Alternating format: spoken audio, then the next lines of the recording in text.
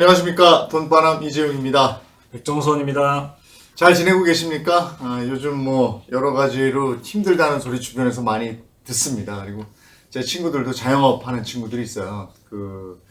일찍 회사에서 나와서 뭐 하나 했는데 너무 안 된다, 너무 힘들다 이런 얘기를 저도 듣고 있습니다. 지난 3년 동안 최저임금이 30%가 올랐고요. 그렇지 않아도 이제 여러 가지로 어려운데 주 52시간 근무되고 요즘엔 또 회식을 거의 안 하는 분위기라서요. 회사 주변에 자영업 하시는 분들, 조그만 식당 경영하시는 분들 너무 힘들다는 소리 듣던 차에 이번에 또 신종 코로나 바이러스까지 와서 식당들이 더 이 소형 자영업자들 더 너무너무 힘들다 이런 얘기 많이 듣습니다. 네, 이 진종 코로나 바이러스 때문에 정부가 이제 자영업자하고 중소기업을 대상으로 2조의 돈을 풀겠다고 했는데 현장에서는 별로 달가워하지 않아요. 왜냐하면 네. 이 발표한 내용을 보니까 대출이자나 보증 지원 정도로 가는데 실제로 대책의 골자를 보니까 전염병으로 매출에 타격을 입은 소상공인을 대상으로 2.0%의 금리로 대출을 해주는 정도, 특례 보증을 해주는 정도니까 뭐 돈을 주는 것도 아니고 힘들다는 거죠. 네. 2조나 풀었는데. 네. 예. 그래도 이렇게 되는 거죠. 그렇죠. 예. 근데 우리나라 자영업자 비율이 어느 정도 되는지 혹시 아시는지 모르겠습니다. 제가 조사해 봤는데, 전체 경제 활동 인구 중에서 2018년 기준이에요. 25.1%에 달합니다. 이게 어느 정도냐 하면 OECD 회원국 중에서 5번째로 높은 수준이에요. 우리보다 자영업 비중이 높은 곳이 요즘 힘들죠. 그리스 33.5%, 터키도 녹록지 않습니다. 32%고요. 멕시코 31.6%, 칠레가 27.1% 이렇습니다. OECD 회원국 중에서 이렇게 네 나라가 자영업자 비중이 우리보다 높고 그 다음이 우리고 이렇습니다. 미국은 어떨까요? 우리가 뭐 얘기할 때 미국 비교 많이 하는데 미국은 자영업자 비중이 6.3%예요. 그리고 일본도 10.3%에 불과합니다. 그런데 우리나라는 25.1%. 이렇게 자영업자 비중이 높은 이유가 뭡니까? 그리고 이 정부도 이제 자영업자 비중을 줄여야 된다고 생각을 하고 있는데 사실 우리나라의 이제 산업의 구조적인 문제가 좀 있는 거죠. 그러니까 양질의 일자리가 부족하다는 게 첫 번째 원인이라고 볼 수 있는 거예요. 그러니까 좋은 일자리를 만들어줄 수 있는 좋은 기업이 그만큼 적다는 것이고 그런데 이제 자꾸만 법인세도 올라가고 그러다 보니까 기업 입장에서는 점점 어려워지고 앞으로도 경제가 어려워진다고 하니까 우리나라의 노동구조에서 이제 실패한 거기서 노동구조 안에서 이제 일찍 퇴직하거나 실패한 사람들이 이제 근로자로 다시 재편돼야 되는데 근로자로 들어갈 수도 없는 입장이고 실패도 자영업에 실패하면 이제 답이 없어지니까 이제 다른 어느 때보다도 힘든 그런 한겨울을 맞게 되는 가능성이 우리 자영업자들한테 상당히 높아서 우리나라에 600만이라고 그래요. 이분들한테 응원을 좀 보낼 수밖에 없는 상황이라고 할 수 있죠. 그러면 우리가 응원만 보내드릴 게 아니고 이렇게 힘겹게 하루하루를 살아가고 있는 600만 자영업자 여러분들을 위해서 돈 관리 꿀팁 같은 거 하나 좀 주시면 좋을 것 같아요. 자영업을 하시는 분들이 이제 계절 수요가 있고요. 이렇게 전염병으로 인해서 이런 문제가 발생하고 이런 수입이 들쭉날쭉할 수밖에 없고요. 그러니까 매출이 감소하고 수입이 감소하는 현상이 나타났다가 어느 날 확 늘었다가 이런 게 많을 때 이럴 때 이제 고민을 하고 있는데 이 고민을 해결해 줄 수 있는 방법이 뭘까라고 생각해 봤더니 한 3가지가 좀 있을 것 같은데요. 첫 번째는 우리가 일단 돈을 관리할 때 통장을 쪼개듯이 관리하는 통장을 구분해야 되잖아요. 그러니까 예를 들면 그 사업에서 쓰는 통장하고 집에서 쓰는 통장을 구분해야 되는데 자영업하시는 분들은 대부분 이제 집에서 쓰는 통장과 자영업 통장하고 이렇게 같이 써버려요. 가장 좋은 방법은 자영업을 하시는 분들은 자영업에서 매달 나가는 돈에 집에 주는 월급을 책정해 놓고 그 월급을 집에 보내면 그 월급이 가정용 자금이 되는 겁니다. 그러니까 사업용 자금에는 크게 인건비라는 게 있잖아요. 그러니까 뭐 종업원 인건비, 그 다음에 음식 재료비, 그 다음에 점포 관리비, 임대료, 그 다음에 사업용을 위해서 거기다 돈을 어디 은행에 넣어놓거나 네. 뭐 담보대출 받을 때 뭐 적금을 넣거나 이런 것들이 있어요. 항상 수입이 들쭉날쭉 할 수밖에 없으니 평균보다 더 들어왔을 때는 그 돈은 반드시 빼서 사업용 비상자금 통장에 돈을 넣어놓는 게 필요해요. 그 사업용 자금 통장이 관리가 되죠. 가정용에도 이제 비상자금이라는 게 필요하거든요. 이런 식으로 구분을 하는 게 필요하다고. 계획을 잘 세우셔야 될 텐데 그렇죠. 사업하시는 분들이 또 반드시 가입해야 되는 상품이 있다면서요? 그 비상자금 얘기를 좀 전에 말씀을 드렸는데요. 사업하시는 분에게 반드시 필요한 게 비상자금 통장이에요. 비상자금 주머니라고 제가 표현하고 싶은데 비상자금 주머니에 돈을 넣어놓으면 비상시에 대책을 세울 수 있다는 거죠. 자영업은 언제든지 위기가 찾아온다는 것을 잊지 말아야 된다는 겁니다. 또 하나 하셔야 될 게 바로 노란 우산 공제라는 상품이에요. 네. 자영업자에게 굉장히 좋은 혜택인데 이 비상자금 주머니는 보통 주거래은행이나 그 증권사 가면 CMA 통장이 있어요. 네. 이런 통장을 활용하면 좋은데 거기는 이제 돈이 평상시보다 더 들어올 때 그 돈만큼을 넣으라고 말씀드렸고, 두 번째 노란우산 공제는 반드시 가입하라고 말씀을 드리는 것은 소상공인에게 혜택이 많아요. 네. 우선 이제 매년 매달 넣을 수 있는 돈이 최소 5만 원부터 100만 원까지 넣을 수 있는데요. 매년 300만 원까지 다른 소득공제 외에 추가적으로 소득공제를 여기다 더 받을 수 있어요. 그러니까 최고 125만 원까지 절세 혜택을 누릴 수 있으니까 평균적으로 약 33만 원 정도 세금을 돌려받게 되니까 이걸 먼저 가입을 하고요. 납입한 금액 전액을 연복리로 복리로 가요? 연복리. 그러니까 복리로 가니까 이자가 상당히 높을 수 있다는 거죠. 그 다음에 이제 사업하다 보면 압류당하잖아요. 잘못하면. 근데 이 노란우산 공제는 법적 수급권이 보호가 돼서 여기는 압류 안 당해요. 그래요? 그렇죠. 그 다음에 사업자를 위해서 상해보험을 무료로 가입을 해줘요. 2년 동안. 그리고 부금 내가 납입한 거, 납입한 거에 12개월 이상 납입을 하게 되면 그거에 90% 한도 내에서 무보증 대출을 해줘요.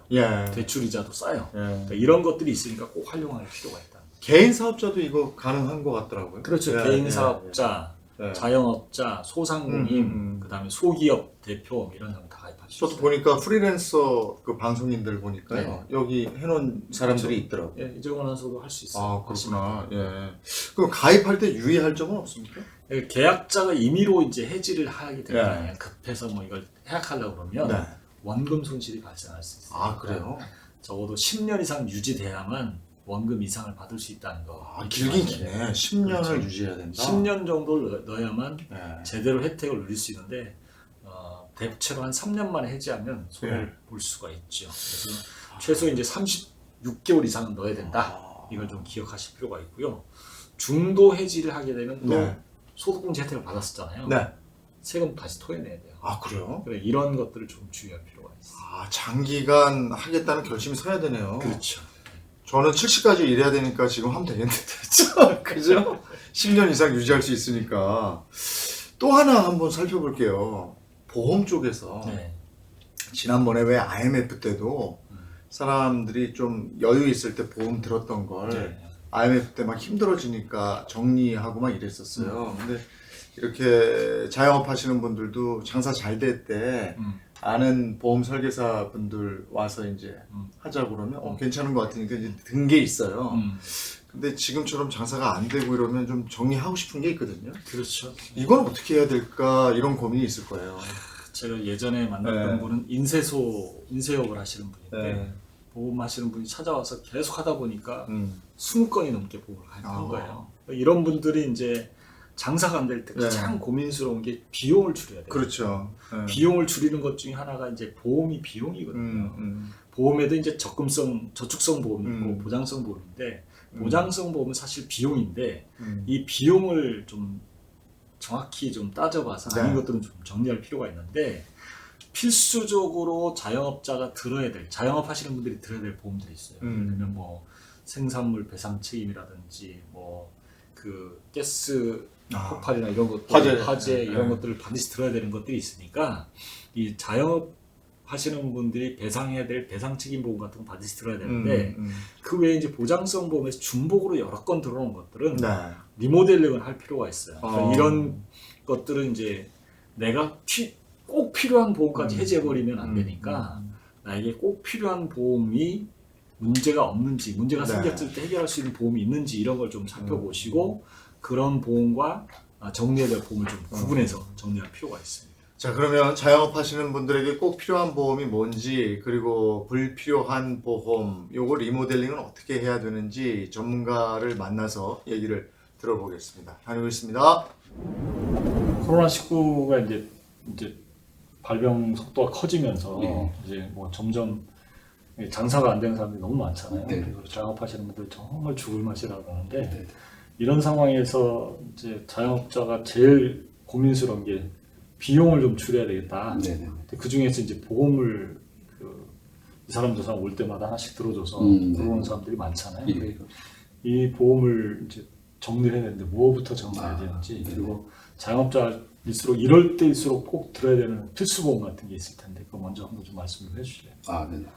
일단 자영업자분들 같은 경우 이제 가장 크게 조금 보험 관련해서 피해를 보시는 게 이제 매장에 꼭 필요한 화재 보험과 이제 배상 책임 보험이 있는데 조금 예전 같은 경우는 이제 많은 설계사분들께서 그 안에 적립보험료를 같이 집어넣어서 가입 제한을 많이 진행을 하시는 경우들이 많습니다. 근데 실질적으로 그렇게 적립보험료를 넣었을 때 뭐 비용 처리가 된다 이런 이야기를 많이 하시는데 실질적으로 저희가 계산을 해보면 그 추가적인 보험료를 납입을 해서 비용 처리하는 것과 차라리 그 추가적인 납입 부분을 없이 그냥 적립을 없이 그냥 지출로만 사용하는 그런 보험으로 비교를 해봤을 때 사실 추가적으로 적립되는 부분이 사실 그렇게 세금 혜택에 절세 혜택에 큰 영향을 주는 건 아니기 때문에 그래요. 네 기본 그러면 필수 보험을 가입할 때 네네 적립보험이 많이 있었던 사람은 줄일 수도 있나요, 그거를? 감액이 가능은 합니다만 네. 완벽하게 빵으로 만들 수는 없어요. 이미 가입하신 분들은. 그러니까 그러면 이제 처음 넣을 때부터 아예 네네. 적립보험을 없이 하는 그렇죠. 거죠. 없이 하시는 게 가장 좋은 거죠.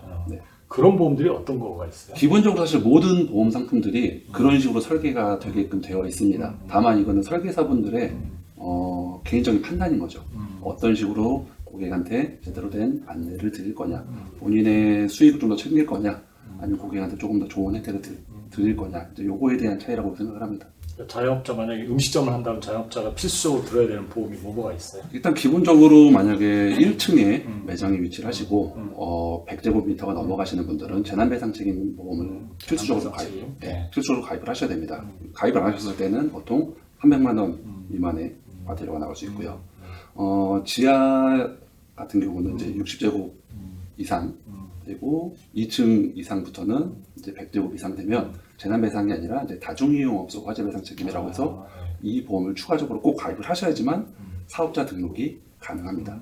이런 부분들은 아마 사업자 진행을 해보신 분들은 다 알고 계실 거예요. 근데 그때 이제 거기 적립보험료를 넣지 마라. 그렇죠. 적립보험료를 빼는 게 가장 좋은 보험이라고 보시면 됩니다. 보험을 조금 많은 분들이 돌려받으면 좋을 거라고 생각을 많이들 하시는데요. 보험 그냥 지출로 생각을 하시고 그냥 최소한의 금액으로 가져가시는 게 지금같이 어려운 시기에 가장 큰 도움이 되지 않을까 싶습니다. 필수보험은 그 매장의 배상 한도 내에서 가입해라. 네네, 그렇죠. 두 번째로 이제 개인적으로 자기 뭐 종신보험도 가입하고 무슨 네네. 연금보험도 가입하고 찾아오는 사람한테 하나씩 들어주다 보면 엄청나게 많이 그렇죠, 가입하거든요. 그렇죠. 네. 그런 경우는 어떻게 되나요?